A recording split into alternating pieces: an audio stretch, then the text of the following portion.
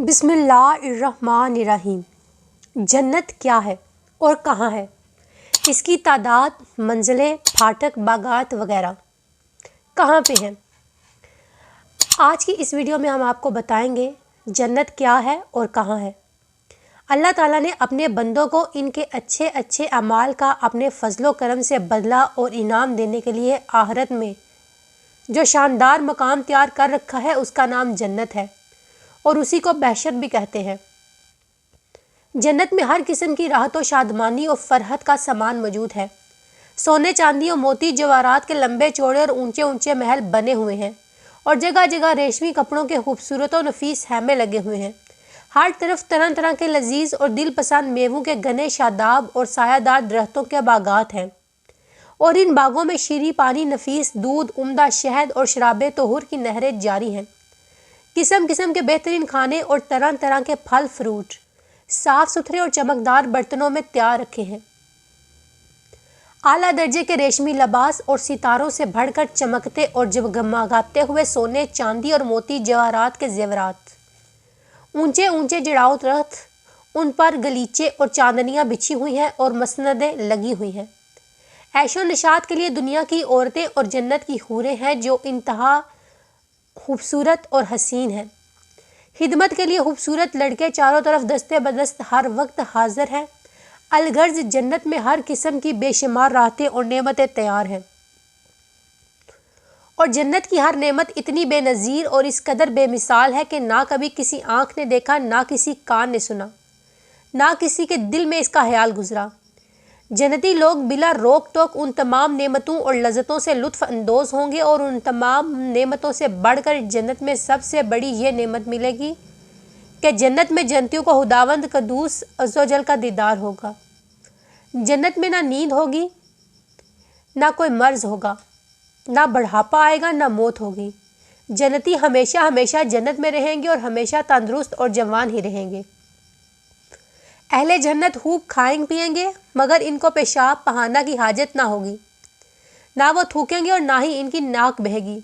बस एक डकार आएगी और मुश्क से ज़्यादा खुशबूदार पसीना बहेगा और खाना पीना हज़म हो जाएगा। जन्नती हर किस्म की फ़िक्रों से आज़ाद और रंजो गम की ज़हमतों से महफूज रहेंगे।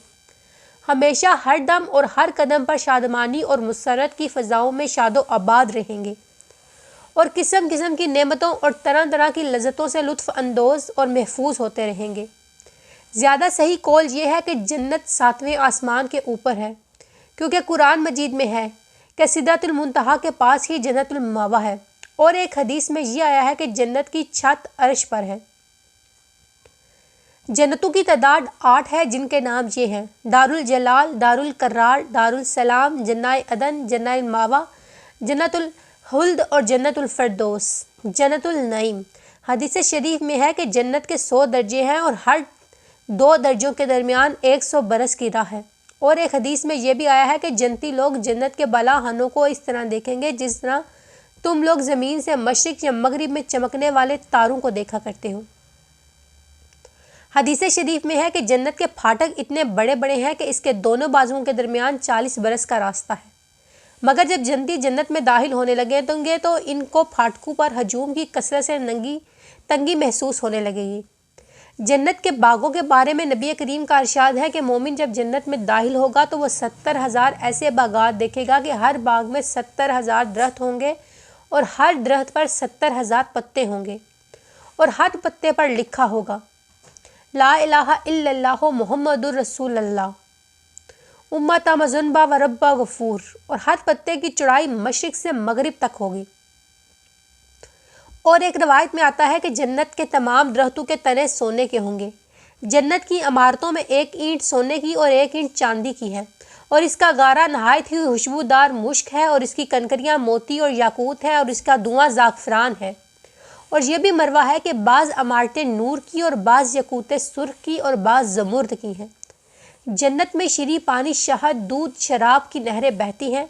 जब जन्नती पानी की नहर में से पानी पिएंगे तो इन्हें ऐसी हयात मिलेगी कि फिर इन्हें मौत ना आएगी और जब दूध की नहर में से दूध नोश करेंगे तो इनके बदन में ऐसी खराबी पैदा होगी कि फिर कभी लागर ना होंगे और जब शहद की नहर में से शहद पी लेंगे तो इन्हें ऐसी सेहत और तंदुरुस्ती मिलेगी कि फिर कभी वो बीमार ना होंगे اور شراب کی نہر میں سے پلائے جائیں گے تو انہیں ایسی نشاط اور خوشی کا سرور حاصل ہوگا کہ پھر کبھی وہ غمگین نہ ہوں گے۔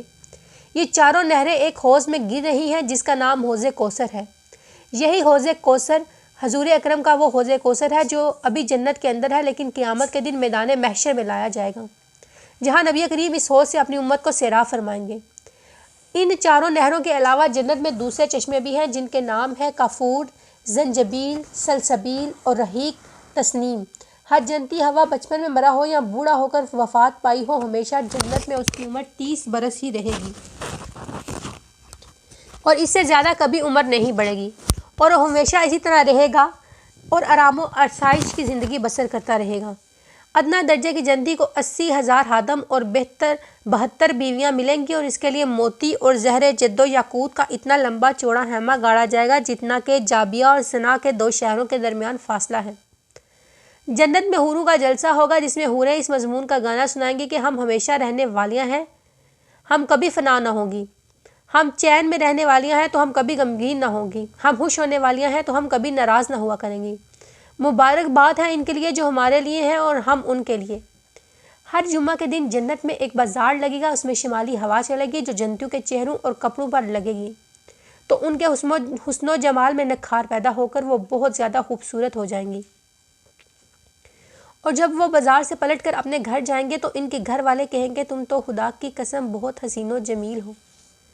یہ لوگ کہیں گے کہ ہمارے پیچھے تم لوگوں کا حسن و جمال اور بھی بڑھ گیا۔ نبی کریم کا ارشاد ہے جب جنتی جنت میں داخل ہو جائیں گے تو خدا عز و جل کا ایک منادی یہ اعلان کرے گا کہ اہل جنت ابھی تمہارے لیے اللہ تعالیٰ کا ایک اور وعدہ بھی ہے۔ اے اہل جنت، کہیں اللہ عز و جل نے ہمارے چہروں کو روشن نہیں کر دیا؟ کیا اللہ عز و جل نے ہم کو جہنم سے نجات دے کر جنت میں نہیں داخل کر دیا؟ تو منادی جواب دے گا کہ کیوں نہیں۔ پھر ایک دم خداوند اقدس عز و جل اپنے حجاب اقدس کو دور فرما دے گا تو جنتیوں کو اس سے زیادہ جنت کی کوئی نعمت پیاری نہ ہوگی۔